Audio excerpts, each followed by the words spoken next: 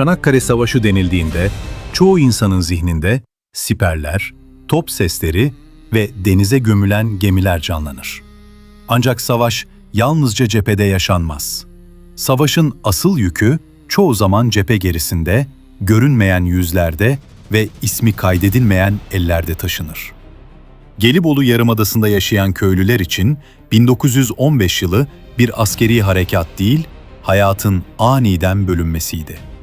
Sabah tarlaya giden bir çiftçi, akşam yaralı taşıyan bir gönüllüye dönüşüyor, evinin bir odasını sıhhiye çadırına çeviriyor ve çocuklarının gözleri önünde savaşın gerçek yüzüyle tanışıyordu. Gelibolu köylerinden kalan sözlü anlatımlarda, sabah sisinin içinden yükselen top seslerinin ilk başta bir deprem gibi hissedildiği anlatılır. Köylüler ne olduğunu anlamaya çalışırken, Yarımada boyunca asker sevki başlamış, yollar asker ve mühimmatla dolmuştu. Bir köy imamının hatıratında, askerlerin su ihtiyacını karşılamak için köy kuyularının gün boyu boş kalmadığı, kadınların gece yarılarına kadar ekmek pişirdiği ve yaralı askerler için ev kapılarının açık tutulduğu yazılıdır. Bu satırlar resmi harp ceridelerinde yer almaz. Fakat savaşın sivil yüzünü anlamak için en az askeri raporlar kadar önemlidir. Çanakkale cephesinden İstanbul'a taşınan yaralılar, şehrin hastanelerinde yeni bir savaş başlatmıştı. Bu savaşın cephesi, kan kaybı, enfeksiyon ve çaresizlikti. İstanbul'daki Gülhane Hastanesi ve diğer askeri sağlık merkezleri 1915 yazında dolup taşmıştı.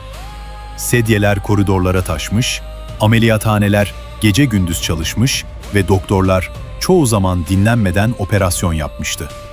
Bir Osmanlı doktorunun günlüğünde şu cümle yer alır: "Bir kolu keserken diğer sedyede bekleyen askerin gözleri üzerimdeydi."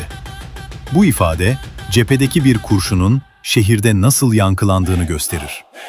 Hemşireler ve gönüllü kadınlar bu dönemin en sessiz kahramanlarıydı.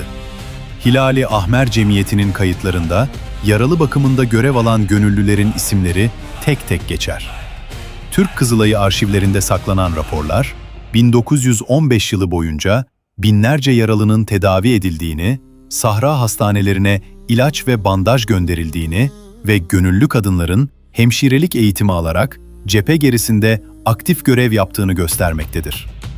Bir hemşire günlüğünde şu satırlar yer alır: "Yaralıların çoğu, daha bıyıkları yeni terlemiş çocuklar. Ateşleri yüksek, gözleri annelerini arıyor."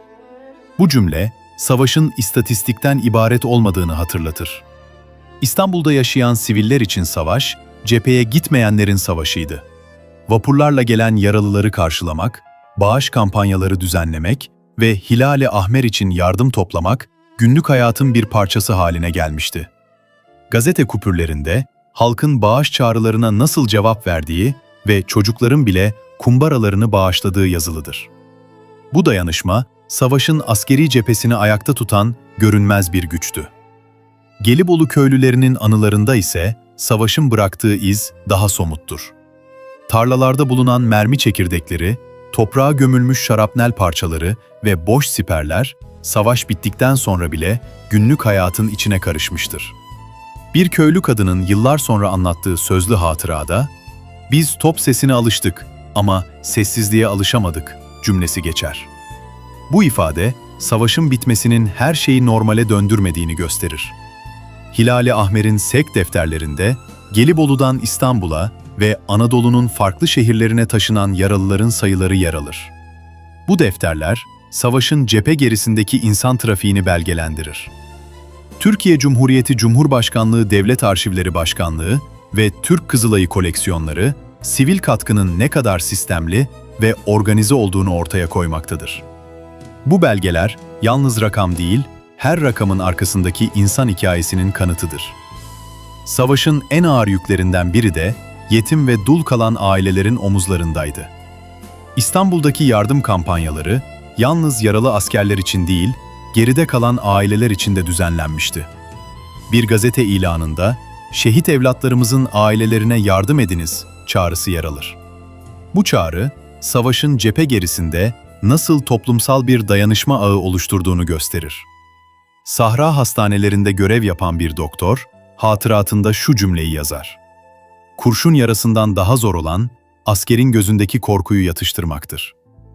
Bu cümle, savaşın yalnız fiziksel değil, ruhsal bir yara bıraktığını açıkça ortaya koyar. Çanakkale'de savaş sona erdiğinde, cephe gerisindeki sessiz tanıklar geriye dönüp baktığında, yalnız zafer ya da kayıp görmediler. Gördükleri şey, insanın dayanma kapasitesiydi. Köylüler, hemşireler, doktorlar ve gönüllüler. İsimleri çoğu zaman anılmadı ama savaşın gerçek yükünü taşıdılar. Bu bölümde anlatılan her tanıklık, cephedeki bir merminin şehirde ve köyde bıraktığı izi temsil eder. Savaş, yalnız askerlerin değil, bir toplumun sınavıdır. Ve Çanakkale'de bu sınavı verenler arasında silah tutmayanlar da vardı. Çanakkale Savaşı'nın sivil boyutu incelendiğinde, Osmanlı toplumunun askeri mobilizasyon kadar sivil dayanışma mobilizasyonu yaşadığı görülmektedir.